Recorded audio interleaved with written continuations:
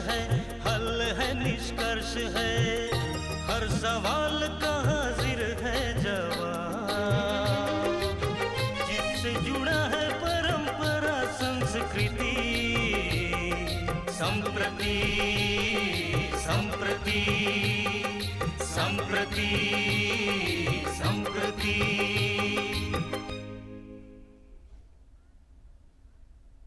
नमस्कार, मैं हूं रवि प्रकाश और यह कार्यक्रम है संप्रति।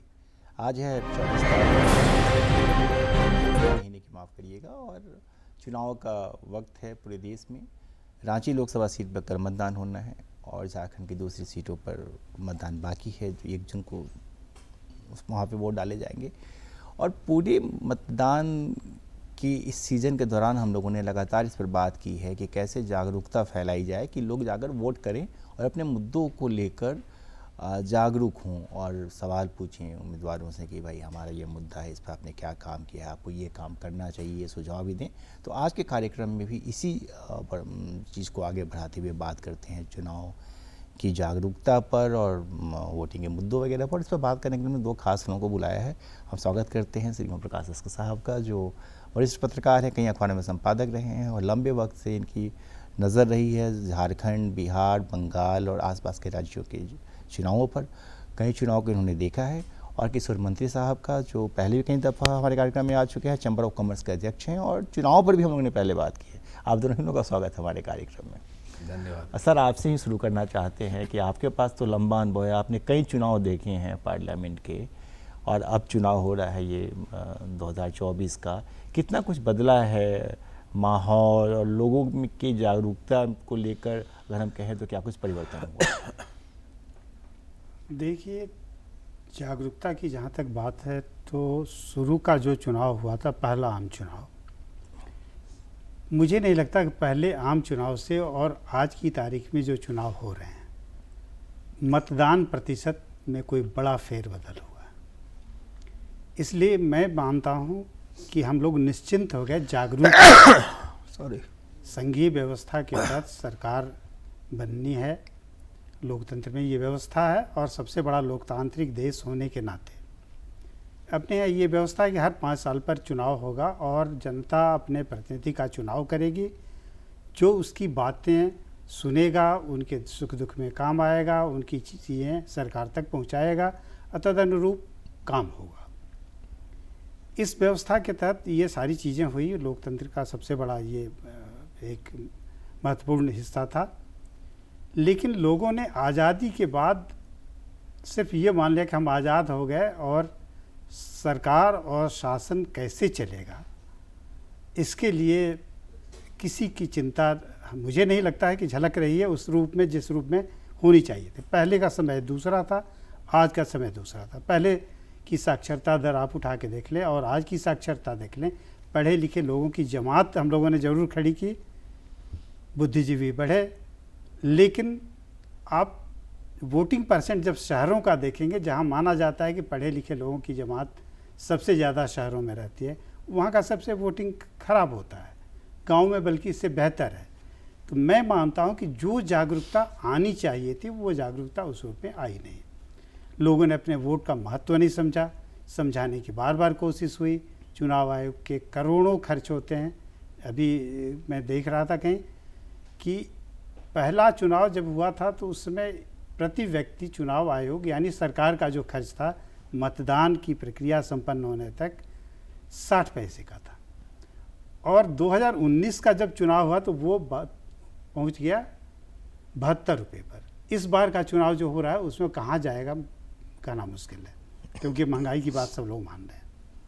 तो इतने खर्च के बाद जहाँ एक आदमी के लिए चुनाव पर खर्च सरकार 72 रुपये से, मान लीजिए इस बार का 85 हो, बड़ा ही होगा नो डाउट, इतना खर्च कर रही है। उसके बाद संस्थाएं जहां नौकरी करते हैं लोग, जहां काम करते हैं, वहां छुट्टियां मिल रही हैं, आधे दिन की, कहीं कहीं पूरे दिन की छुट्टी, कहीं कुछ घंटे की छुट्टी, रोटेशन पर छुट्टी। तो ये तमाम चीज़ें होने के बाद भी वह चीज़ नहीं दिख रही है। आज भी अगर 65-66% अधिकतम वोटिंग हो रही है तो इसका मतलब कि 1/3 लोग आज भी सरकार चुनने में शासन का कौन करेगा उसका चुनाव करने में दिलचस्पी नहीं ले रहे हैं, और ये अच्छी बात नहीं है।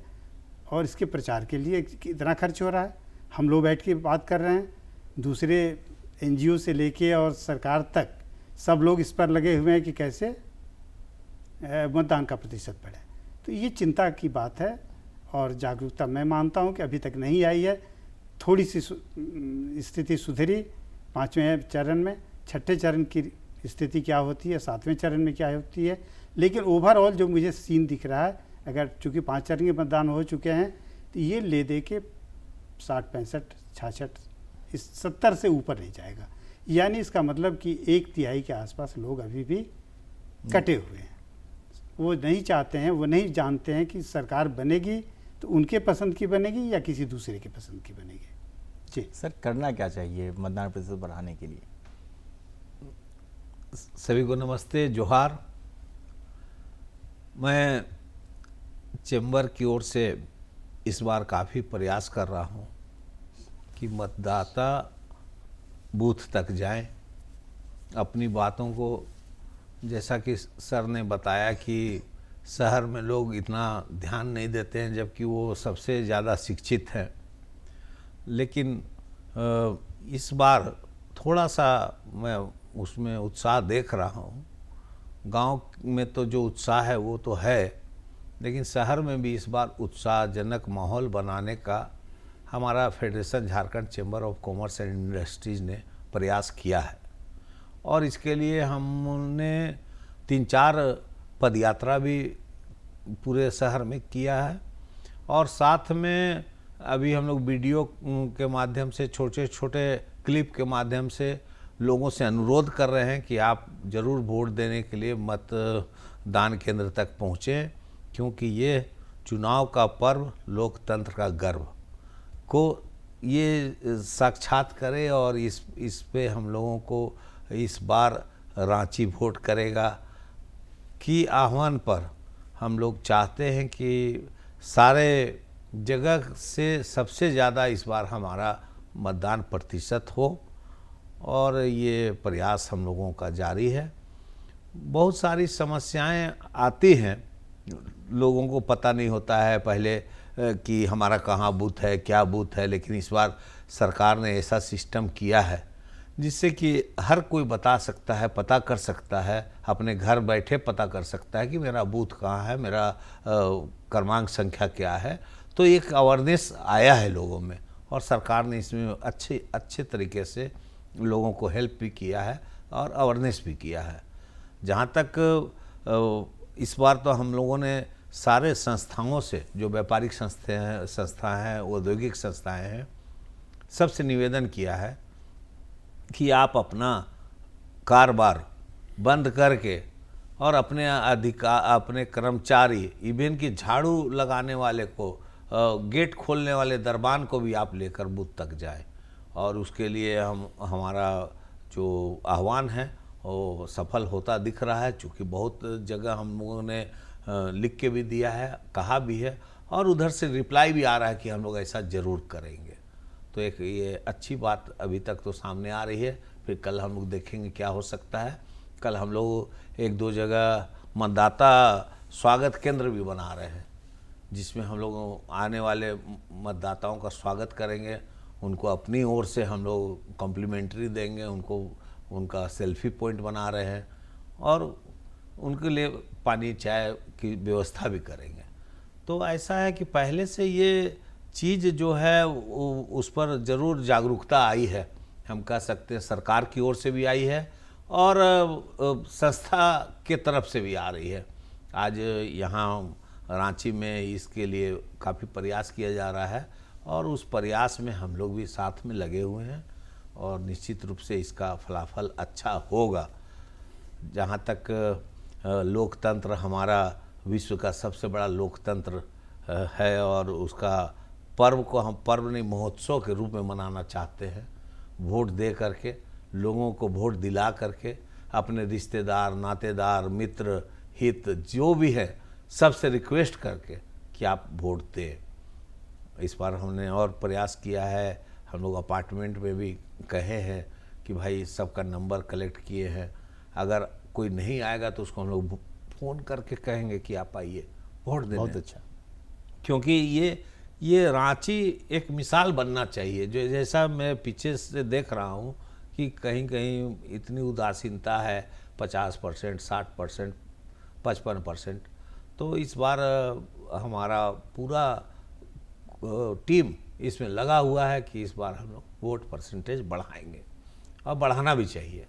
कई लोग हैं सर ऐसे जो वोट देने के लिए आए, इत्तेफाकन आज राज्यसभा को सभापति जी के यहाँ से कुछ सामान मेरे यहाँ आना था, तो सज्जन लेकर आया। मैंने पूछा कि कहाँ है सर, तो सर रांची आ रहे हैं। करे कब तक रहेंगे? तो नहीं, कल ही चले जाएंगे, वोट देने के लिए आ रहे हैं। जी जी। तो ऐसे कुछ लोग हैं जिन पे हम गर्व कर सकते हैं। नहीं, मेरा कल रात में बात हुआ सभापति महोदय से कि बोले कि हम कल आएंगे, और मेरे को विशेषकर मेरी बहुत अच्छी उनसे वो है, तो उन्होंने कहा कि मंत्री जी आप मेरा पर्ची निकाल के रखिएगा मेरी और वाइफ का, जो हम आके सुबह 7:30 बजे हम वोट देंगे। हाँ, तो इस घटना का जिक्र मैंने इसलिए किया है क्योंकि आप देखिए कि एक अपनी बुजुर्गियत में रहने वाला इंसान दिल्ली से सिर्फ इसलिए आया, हम लोग हरिवंश जी की बात करें जो सभापति राज्यसभा के, कि उनको वोट देना। इस तरह कई और लोग, मेरे घर के बगल में जहाँ मैं रहता हूँ उनके बगल में वो मियाँ भी अकेले रहते हैं सर, और उनके बच्चे आगे पुत्र वधू आ गई, तो इसलिए कि उनको वोट देना है। तो ये एक है। ये बताइए कि जो हम लोग जागरूकता की बात करते हैं, मुद्दों की बात करते हैं, बहुत सब सोशल मीडिया पर लगता है कि बाप रे एकदम बहुत आक्रामक हैं, ये बहुत ख़राब, ये बहुत अच्छा।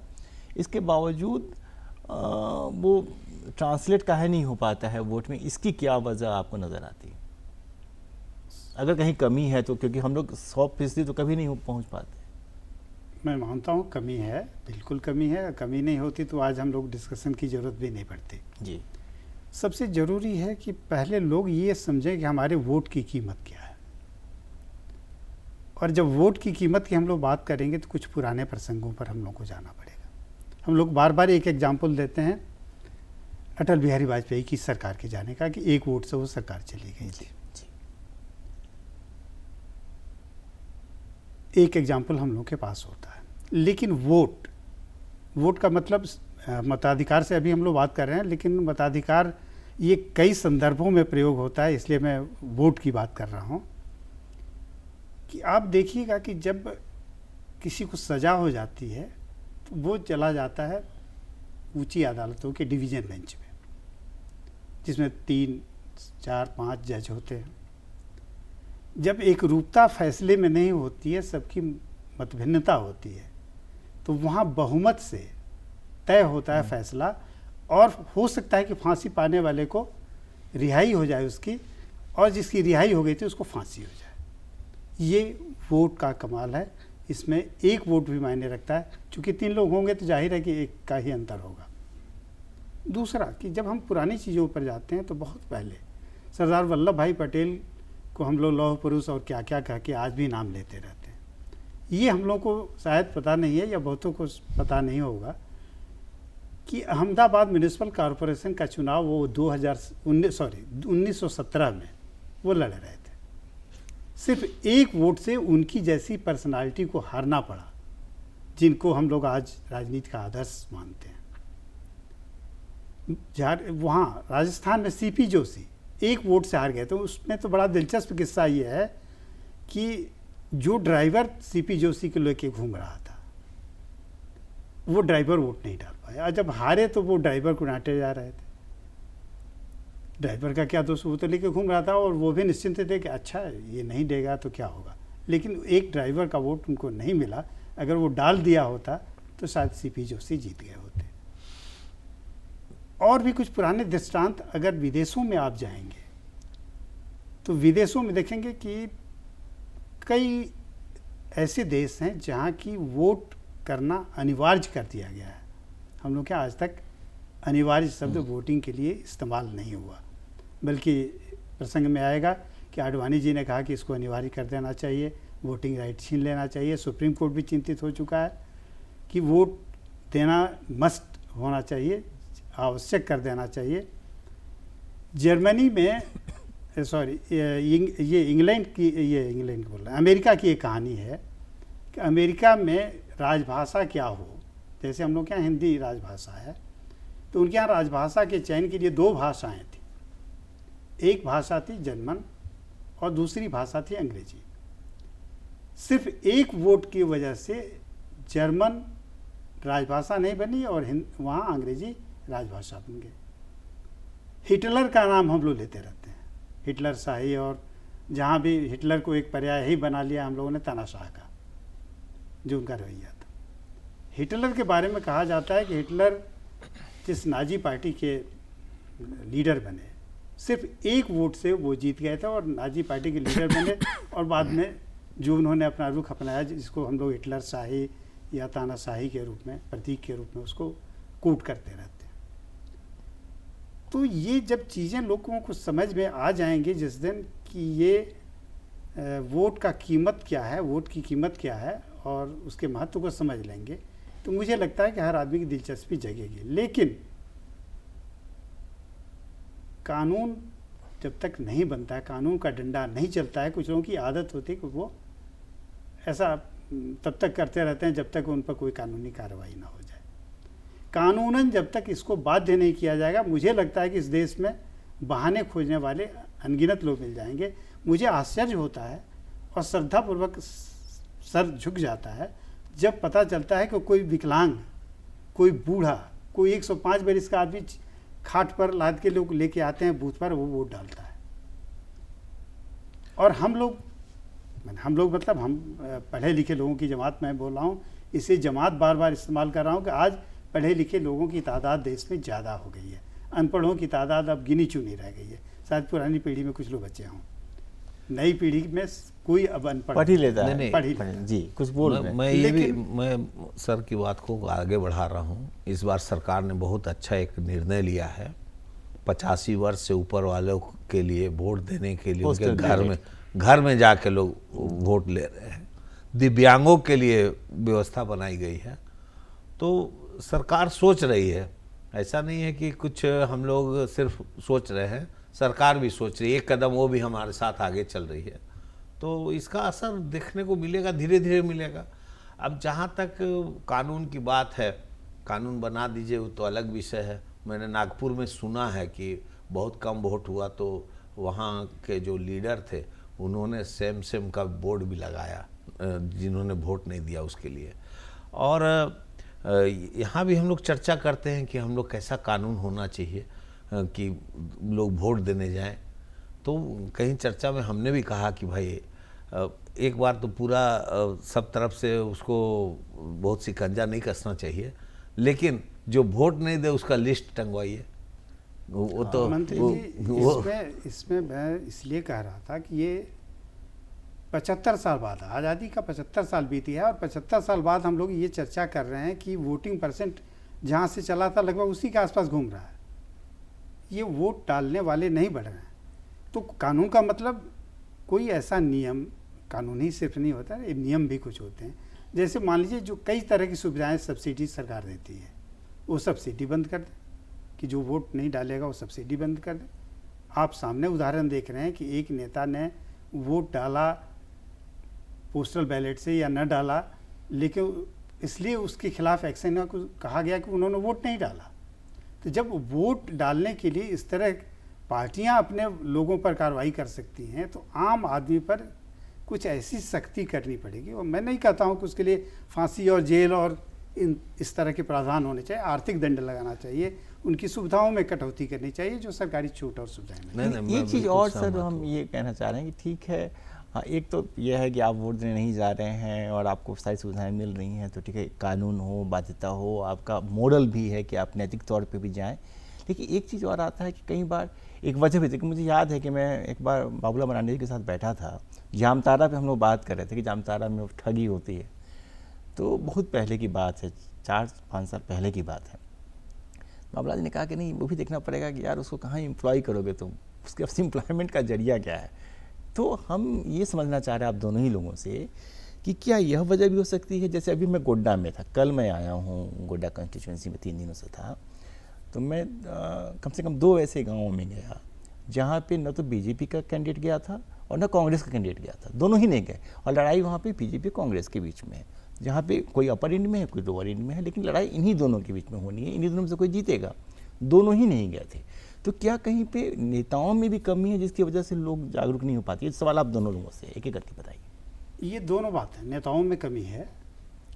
आप देखिए, जहाँ जातीय रूप से मुखरता है वहाँ एक जाति जो भारी पड़ती है उसकी वोटिंग बढ़ जाती है, ये आकलन आते रहा। इन सारी चीज़ों के अलावा एक जो चीज़ मेरे समझ में आई, तकनीकी तौर पर डिजिटल युग में हम लोग इतने समृद्ध हो गए हैं कि अब डिजिटल लॉकर बन गए, पैसे की निकासी और बाज़ार, यहाँ तक कि ऑटो और टैक्सी वाले को और बाइक वाले को आप पेमेंट कर रहे हैं डिजिटली। तो सबके हाथ में आज मोबाइल है। हम लोग सबसे मोबाइल के मामले में समृद्ध देश बन गया है भारत। तो कोई ऐसा उपाय, ये चुनाव आयोग सरकार की मिलीभगत से ही होगा। दोनों के मिलीभगत गलत अर्थ में प्रयोग दोनों होता के है, संयुक्त प्रयास दोनों के से। संयुक्त प्रयास से कहें कि कोई ऐसा उपाय हो कि हम कहीं भी रहें।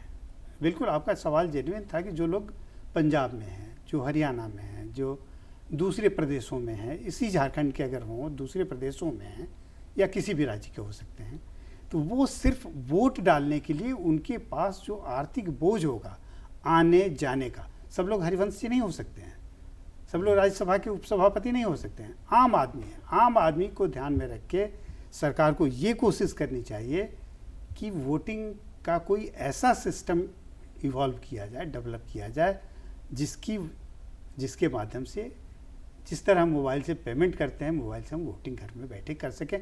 तब मुझे लगता है कि शायद वोटिंग का % बढ़ जाए और आने वाले दिनों में ये डिजिटलाइजेशन हो तो कोई आश्चर्य नहीं हो। सर आप क्या कहें? नहीं, आप अच्छी बात बोल रहे हैं कि सुविधा के जैसे बढ़ रही है तो उसका सदुपयोग हो जाए। हम लोग भी चाहते हैं कि लोग कुछ समय के बाद में बूथ में न जाएं, अपने घर से वोटिंग कर दें या अपने सुविधा अनुसार कर दें। लेकिन दोनों बात है, अगर एक तरफ देखेंगे तो ये अच्छी बात है, लेकिन एक तरफ देखेंगे तो वो भी कहीं तानाशाही की ओर ना मुड़ जाए कि एक साथ लोग बैठा लिए और आपको इसमें वोट करना पड़ेगा, ऐसा भी हो सकता है। तो उसका दूसरा वो भी फर्क पड़ता है। और मैंने जो देखा है कि वोट का अब जो हमारे यहाँ कर्मचारी हैं वो छुट्टी ले करके गए, अपने गांव गए, कोई सासाराम गया, कोई गुमला गया, कोई चंदवा गया कि सर हम वोट डालने जा रहे हैं। तो मैं समझता हूँ कि अगर वो हमारे कर्मचारी हैं तो हमारा दायित्व थोड़ा बढ़ जाता है कि उसको बोलें कि हाँ ठीक है तुम जाओ, तुमको हम छुट्टी देते हैं। और दूसरी बात कि अगर आर्थिक रूप से कमज़ोर है तो कुछ उसको मदद भी कर देना चाहिए जी, ताकि वो हंसी खुशी से जाए और वोट करके आए। वोट सिर्फ अपना देना ही कोई बड़ी बात नहीं है, दिलाना भी बड़ी बात है। और जब दिलाएंगे तो ये एक भाईचारा का भी संदेश देता है, एक एकता का भी संदेश देता है। और आज हम लोकतंत्र में जो इसको कह रहे हैं कि इसको महोत्सव के रूप में मनाएं, तो ये भी एक दृष्टि हमको आती है। आज मैं देख रहा था बीच में कि सऊदीया से भी लोग आ रहे हैं वोट देने के लिए, बंगाल में, कि कई गांवों ने ये फतवा जारी किया है कि अगर वोट देने नहीं आओगे तो फिर गांव में आना मत। ऐसा भी कुछ लोगों ने किया है। तो ये सब सुनने की बात है, लेकिन हो सकता है कि गांव वाला का जागरूकता हो। एक अखबार में मैं पढ़ रहा था, कोई गांव है जो 100% वोट दिया है, उसका 100% हुआ है। तो सब तरह के लोग हैं। हम लोग को यही चाहिए अपने तरफ से, अगर एक एक आदमी, एक एक व्यक्ति अगर 5-5 लोग को भी मोटिवेट कर ले कि भाई आपको वोट देना है, तो ये एक बड़ी क्रांति आ जाएगी। आप ठीक बोले। सऊदी अरबिया की बात हुई तो मुझे किस्सा याद आया कि मैंने अभी देखा वीडियो, हालांकि वो पिछले चुनाव का वीडियो, चुनाव का नहीं है। एक प्रदेश के मुख्यमंत्री, पूर्व मुख्यमंत्री, उनसे कोई एयरपोर्ट पर कोई महिला मिली, सेल्फी ली, तो बोली अच्छा कहाँ से? तो मैं तो अमेरिका में रहती हूँ। तो क्यों? अच्छा आप वोट देने आई? तो खैर उसने कहा कि हम लोग आप ही लोग को वोट देते हैं, तो सेल्फी ले रही थी। तो वो लेडी जो थी वो उम्रदराज थी और वो अमेरिका से वोट देने आई, जयपुर, और इस तरह की चीज़ें भी हैं। एक और चीज़ बताइए कि जब तो होता है कि ठीक है हम वोट देने जाएं, हमें वोट देना चाहिए, सबसे बड़ा पर्व है, हम सबसे पुराने लोकतंत्र हैं दुनिया के, लेकिन क्या इस चुनाव में या पिछले चुनावों में जनता के वो सारे जरूरी मुद्दे आते हैं, नेता लेकर सामने आते हैं, या कहीं पीछे रह जाती है बात? देखिए, चुनाव में कई फैक्टर काम करते हैं, कभी मुद्दे भी काम करते हैं और बाकी तरह तरह की जो गोलबंदी दलबंदी होती है वो तो आप सबको पता है। तो मुद्दे आज की तारीख में गौड़ हो गए हैं। ये भी बात है, अब 2 ही मिनट मेरे पास हाँ, है। सबसे बड़ी बात है कि मुद्दे गौड़ हो गए हैं। जी, तो अब क्योंकि 2 ही मिनट है तो मैं कोई सवाल नहीं ले रहा हूँ। अब मैं ये कह रहा हूँ कि आप दोनों ही लोग अपनी तरफ से क्या अपील कर सकते हैं मतदाताओं से? कोई कल यहाँ पे रांची जहाँ पे बैठ के हमें कार्यक्रम करे, कल यहाँ वोटिंग होनी है, पहले आप। मैं तो यही कहूँगा मतदाताओं से, आम मतदाताओं से अब मेरी अपील होगी कि वोट जरूर करें। लोकतंत्र का ये महापर्व है और जिस तरह हम लोग अपने घरों में त्यौहार मनाते हैं वो इसे राष्ट्रीय त्यौहार मान करके वोट जरूर करें। और जो नारा चला है कि पहले मतदान फिर जलपान, ये न भी हो लेकिन मतदान जरूर करें। सर आप? नहीं, मेरा भी मानना है कि मैं federation Jharkhand chamber of commerce and industries की ओर से अपने सारे व्यापारी भाइयों को, उद्योगपतियों को और जो हमारे चेंबर के सम्मानित सदस्य हैं, हमारे पूर्व अध्यक्ष, संबंध संस्थाओं के पदाधिकारी, हमारे सब कमेटी चेयरमैन, मैं सबसे रिक्वेस्ट करता हूं, सबसे अनुरोध करता हूं कि आप बूथ तक जाएं, सब लोगों को लेके जाएं और साथ में अपने हित मित्र, नातेदार, रिश्तेदार सब आपके साथ हों और आप इसको महोत्सव के रूप में वोट दे करके ज़रूर मनावें। कल रांची, जमशेदपुर, धनबाद, गिरिडीह का वोट है। ये हमारे राज्य के चारों प्रमुख शहर हैं और मैं सभी से निवेदन करूंगा, आपके माध्यम से पूरे राज्य के लोगों से निवेदन करूंगा कि आप इस मतदान में ज़रूर अपना योगदान दें, बूथ तक जाएं, वोट दें, वोट करें और राष्ट्र को, देश को आप एक पूरे दुनिया में उसका नाम रोशन करें। चलिए सर, आप दोनों ही लोगों का बहुत बहुत धन्यवाद। बहुत अच्छी बातें हुई हैं और मुझे पूरी उम्मीद है कि आप वोट देने जा रहे होंगे जिन क्षेत्रों में कल चुनाव होना है, और जिन क्षेत्रों में 1 जून को चुनाव होना है वो लोग भी तैयार होंगे वोट देने के, क्योंकि वोट देना न केवल आपका हक है बल्कि आपका कर्तव्य भी है। मुझे इस कार्यक्रम को अब रोकने की इजाज़त दीजिए। आपसे फिर मुलाकात होगी। नमस्कार।